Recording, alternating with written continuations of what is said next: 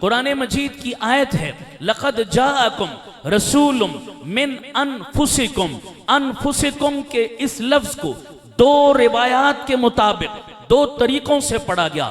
ایک اس کو پڑھا گیا من انفسکم، ایک اس کو پڑھا گیا من انفسکم، فا کے اوپر زبر پڑی گئی من انفسکم.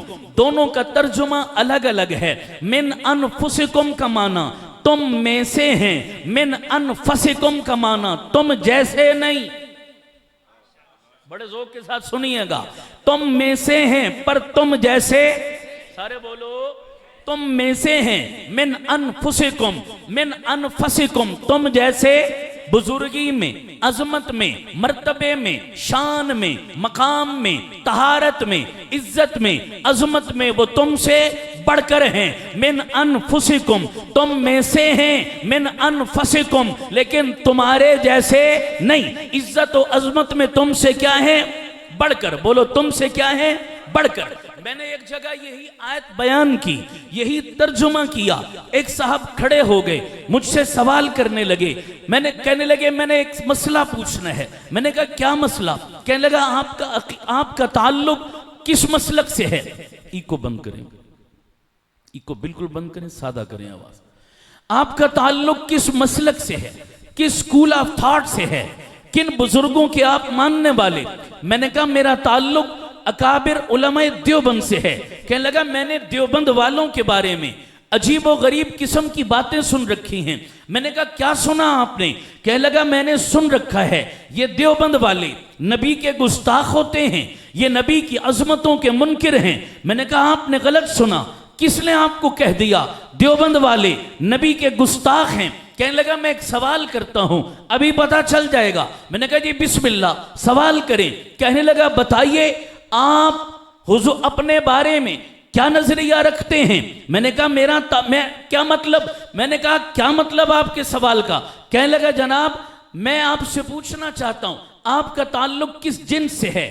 آپ کا تعلق کس ذات سے ہے؟ میں نے کہا میرا تعلق بشر کی جنس سے ہے، میں انسان کہلاتا ہوں. کہنے لگا حضور کے بارے میں کیا نظریہ؟ میں نے کہا حضور بھی بشر تھے، حضور بھی انسان تھے. کہنے لگا بالکل آپ نے میری بات کی تائید کر دی، میں نے سن رکھا تھا یہ جو دیوبند والے ہیں یہ حضور کو بڑے بھائی جیسا سمجھتے ہیں، اپنے جیسا سمجھتے ہیں. میں نے کہا بڑا مردود اور لعنتی ہے وہ بندہ جو حضور کو اپنے جیسا سمجھے. کہنے لگا اسی کو اپنے جیسا کہتے ہیں کہ آپ بھی بشر ہیں، حضور بھی بشر تھے، آپ بھی انسان ہیں، حضور بھی انسان تھے. اسی کو اپنے جیسا سمجھنا کہتے ہیں، اسی کو تو توہین کہا جاتا ہے. ہم نہیں ایسا کہتے، ہم کہتے ہیں ہم بشر ہیں، حضور نور تھے، نبی کی جنس الگ ہے، ہماری جنس الگ ہے. بھلا ہم اپنی جنس میں نبی کو کیسے شمار کر سکتے ہیں؟ یہ تو نبی کی توہین ہے کہ اپنے آپ کو بھی بشر کہنا، نبی کو بھی بشر کہنا. میں نے کہا بابا تو نے بات سنی ہے دیوبند کی،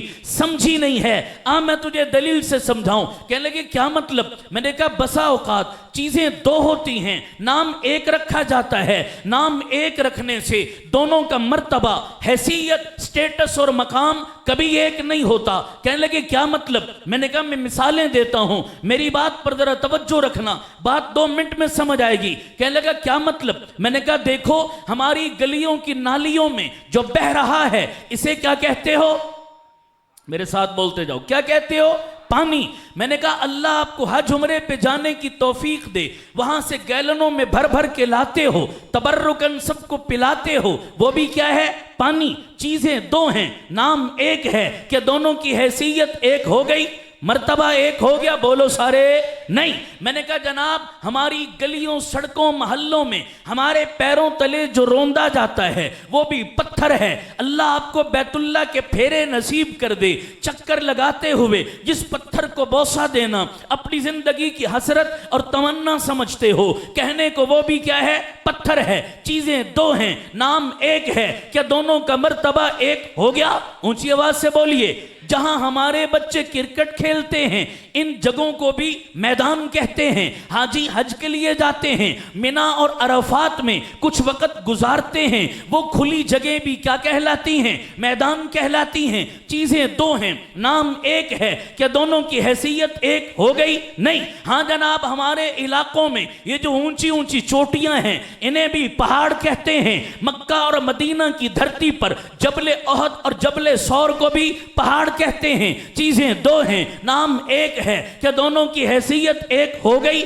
آپ کتابوں کی دکان پہ جاتے ہیں، 2 جلدوں اور 2 گتوں کے بیچ چند صفوں پر مشتمل کسی چیز کو خریدتے ہیں، اسے کتاب کہتے ہیں۔ آپ مسجد میں آتے ہیں، چند صفوں اور 2 گتوں پر مشتمل الماری میں سے جسے اٹھاتے ہیں اسے بھی کیا کہتے ہیں؟ کتاب کہتے ہیں۔ چیزیں دو ہیں، نام ایک ہے۔ کیا دونوں کا مرتبہ ایک ہو گیا؟ کبھی بھی نہیں۔ آؤ سنو دیوبند کا نظریہ کیا ہے، اپنے عقیدوں اور نظریوں کی اصلاح کرو۔ اللہ کی قسم میرا ایمان ہے، میرا عقیدہ ہے، میرا نظریہ ہے۔ ہاں جناب، حجر اسود وہ عظیم پتھر ہے، پتھروں میں سے پتھر، پتھروں جیسا پتھر نہیں ہے۔ ساری کائنات کے پتھر مل جائیں، زمرد و یاقوت مل جائیں، حجر اسود کا مقابلہ نہیں کر سکتے۔ آب زمزم پانیوں میں سے پانی ہے، پانیوں جیسا پانی نہیں۔ ساری کائنات کے آب شفا مل جائیں، زمزم کے ایک گھونٹ کا مقابلہ نہیں کر سکتے۔ ہاں مینا اور مزدلفہ میدانوں میں سے میدان ہیں، میدانوں جیسے میدان نہیں۔